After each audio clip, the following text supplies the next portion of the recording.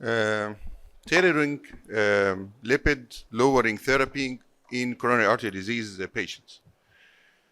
سريعا خلينا نشوف عيان حاج سعيد 67 سنة hypertension control على فيرسرتان املوديبين hyperlipidemia treated with rosuvastatin 20 ملغ current smoker did PCI من 4 سنين وجاله TIA من سنة على dual antiplatelet therapy. Please English for guests. Okay. Examination blood pressure is 125/70. Non-specific ECG changes and the echo showed ejection fraction of 55, segmental motion in LAD territory. LDL is 165, triglycerides 150, creatinine 1.6. Let's see how do we estimate the renal functions first. In the past, we used to use creatinine as a tool to estimate renal function, and then we found that we wait for a very long time with the eGFR sloping down till creatinine starts to increase. So they started to use the eGFR or the creatinine or the creatinine clearance for estimation of renal function. And then now we use both the creatinine clearance or GFR together with the albuminuria. So if we see our patient, we'll find that he is here having very high risk as a renal patient, although the creatinine is only 1.6. And we know that declining kidney functions results in dramatic increase in the rate of cardiovascular events, hospitalization, and mortality, all increase in renal patients.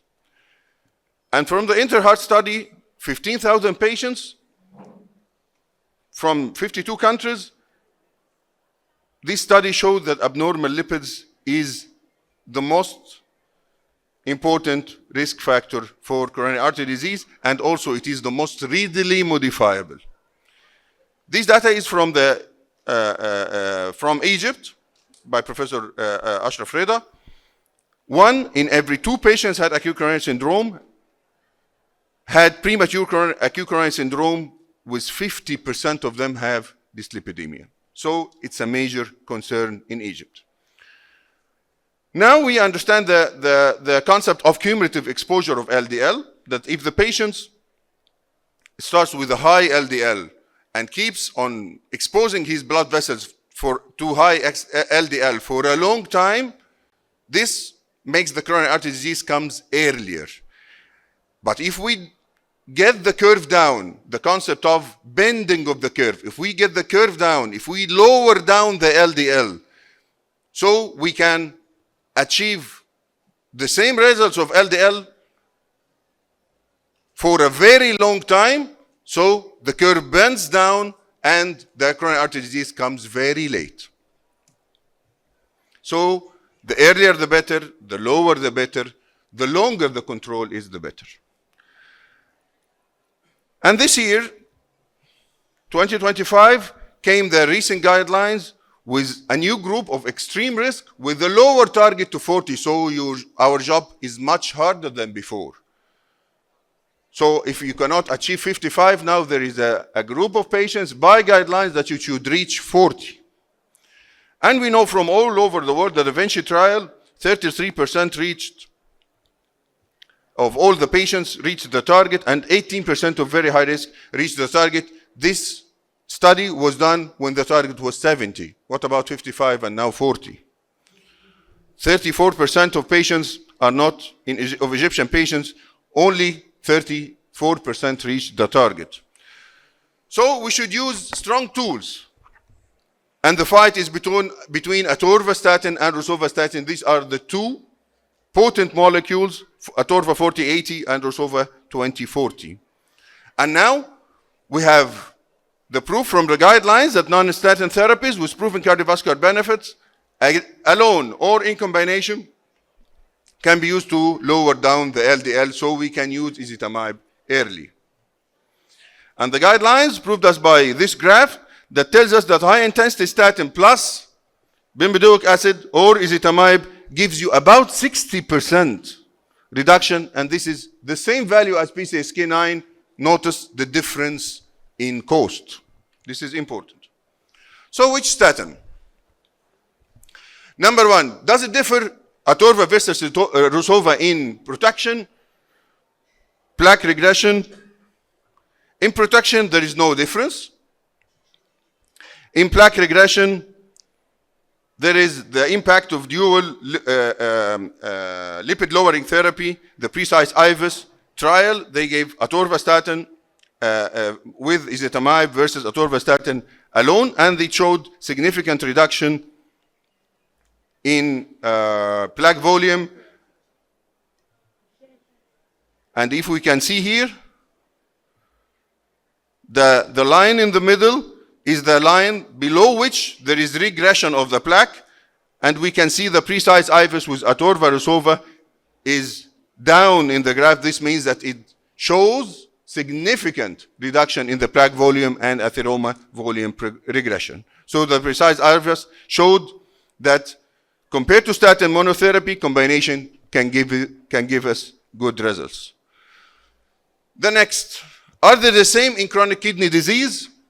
No, because the Planet 1 trial showed us that atorvastatin could decrease urine albumin creatinine ratio more, could preserve the eGFR for a longer time, so they are not the same regarding the kidney, and the incidence of acute kidney failure, serum creatinine doubling with acute kidney renal failure, all of these increased with Rusova versus atorva.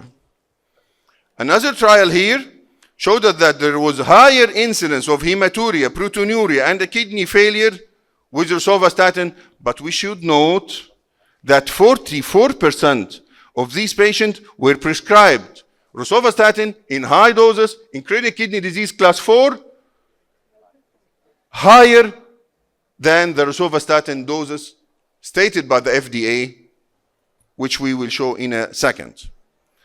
What about the guidelines? Did the guidelines separate them, or it tells you just give statin with high dose? In the KDIGO guidelines did not make any difference. So it stated that if a patient has CKD, you can give statin, and that's all. But the FDA label gave a maximum dose of Rusova 5 to maximum dose of 10 in patients with severe CKD with eGFR less than 30. And this is the insert leaflet for the brand rosuvastatin. It tells you not to exceed the dose of 10 milligrams in patients with eGFR less than 30. So they are not the same.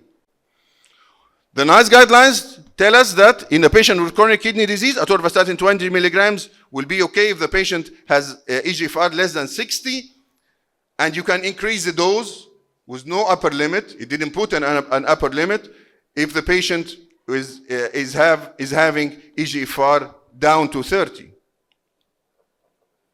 The NICE guidelines 2023, the same. And if you can use higher doses, even below 30, with consultation of the nephrologist, of course. So back to Hag Said, we used atorva 1080, and we got the LDL down to 40% with 78% reduction from baseline.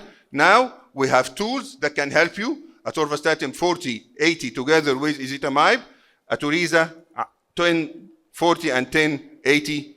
It's a tool that can help you managing high-risk patients, especially patients with chronic kidney disease.